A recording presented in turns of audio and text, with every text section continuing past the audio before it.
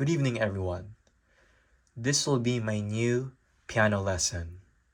And for those who are familiar with my other tutorials, I've actually made a piano tutorial not so long ago.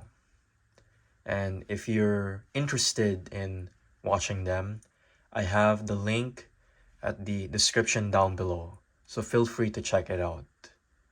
But the goal for this lesson, for these lessons, is to teach you the basics of the piano. And for this very first lesson, I'm going to show you the staff and how to read those notes on the staff, as well as how to read them on the piano. So let's get to it. In order to play music, we read music on the staff and we read notes. And notes are represented in a form of a circle.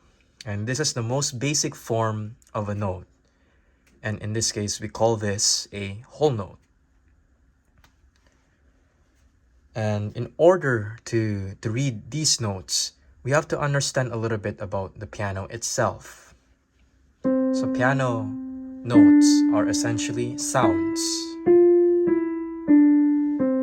And they can be visually represented through these notes. And sometimes some sound is high and some sounds are low. And if you think about a bird on a tree, and you go right in this direction, then you can hear that the note is pretty high, and that would be the higher notes. But as you go down, imagine like to the ground, and you think about like an elephant or a snake or even a shark underwater, then that would be the lower note. And that pretty much gives you the idea of how the staff works. So I'm going to show you the staff because that's where we're going to learn where the notes are in. This is the staff, and there are two separate staves, and staves is the plural of staff. And right here at the very top, there's 5 lines on this staff. And this specific staff is where you put your right hand.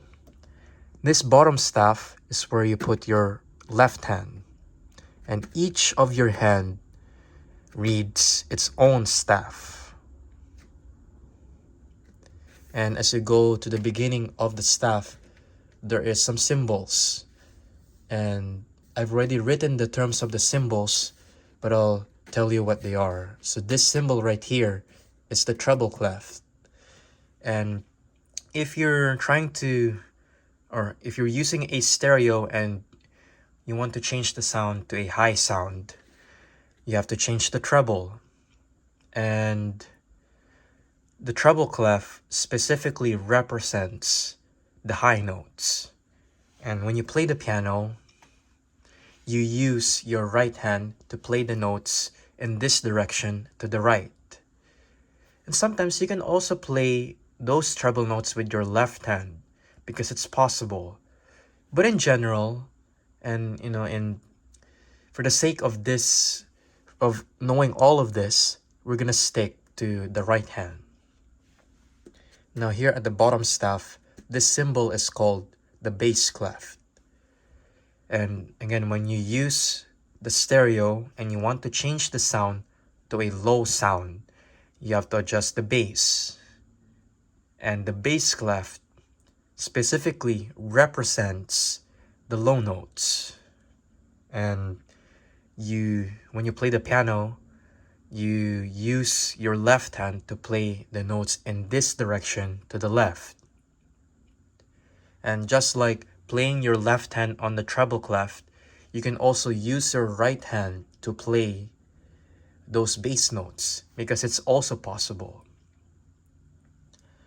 And since each of the staff has 5 lines, you can't really put all of the notes in one staff, which is why there's a specific staff for the higher notes and another one for the lower notes, instead of just putting them all in one. And I also want to say that, like, don't get the idea that the bass clef is always your left hand. The bass clef is the left hand clef, and the treble clef is your right hand clef. And that pretty much gives you the understanding of how the staff looks and how it works, and how the clefs are playing a big part in their specific notes. So going back to the note, if you look closely, this note is... So going back to the note, as I said earlier, notes is just a circle. And if you look closely, the circle is through a line. And this second note here isn't on a line. It's between two lines. But going back to this note, we call this a line note because the note is through the middle of this line. And you can compare this to a bead on a string. While this one, we call this a space note because it's not through a line. Rather, it's in between two lines. And you can clearly see the pattern in all of these notes. So if I move my pencil, you can see it goes from this, and this, all the way up. And you can understand that it goes through a series of line notes and space notes. So when reading music, there are two ways of reading the notes: the line notes and the space notes. So line notes, so like there are 5 line notes because the staff has 5 lines. While for the space notes, there are 4 space notes because there are 4 spaces in or within the staff. So all of the line notes are designated in the lines that are on the staff, while the space notes are designated in the space within the staff. So when we're trying to visualize this on the piano, so right now I'm starting on a line note, but you can also start this on a space note. But for now, I'm starting on a line note. And then I go one step, and this is a space note. And then another, and you can guess what kind of note is this. It's a line note. And then space, and then line, then space, and then line again, and space.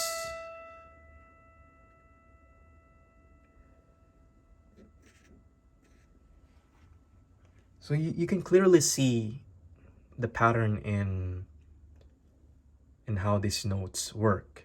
So instead of like going up through the keys, you can think about like where the notes are, because I started on a line note. So that's what you should remember. And then the next note is a space note, and then the next note is a line note, and then it repeats: space, line, space, line, and space. So there's a very visible pattern in this one. And now that you are more familiar in where the notes are, take the time to know all of this. And again, when you go up through the notes, remember what kind of notes they represent, whether they're a line note or a space note. So let's go back to like everything that we've learned through this lesson. So this sheet is where you're going to practice all of the things that you've learned from this lesson. And something that I didn't clarify earlier is within the staves, when you read piano music, these two staves doesn't hover together. And in order to know that it's played by one person, you add these two lines. So this is called a bar line, and this very squiggly line is called a brace. And by having these two lines at the beginning of the staff, we call this a grand staff. Now going back to this sheet, right here at the top, we have the treble clef.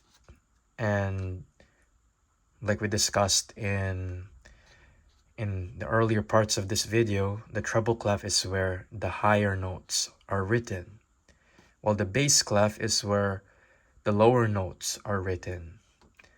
And the right hand is usually where you play your treble notes, while your left hand is usually playing your bass notes. And here in the middle of the sheet, this is where you're going to review all of your line notes and space notes. So here in the middle of the sheet, you just have to write all of the line note. And just make sure that when you write the line note, the line is going through the note. So not above the line or not below the line. It has to be through the line. And same thing with the space note.